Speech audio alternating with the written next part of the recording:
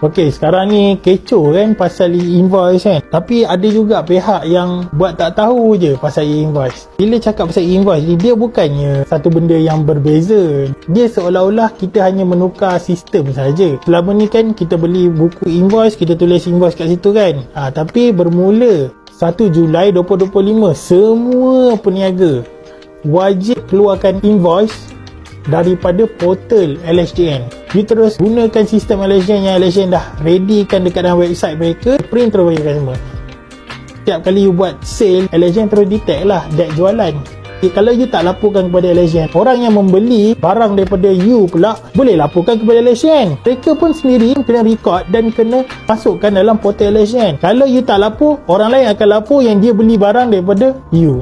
Pematuhan invoice ni adalah untuk memastikan semua orang tak boleh lari daripada cukai lagi lepas ni. Dapat sesuatu tak? Cuba komen.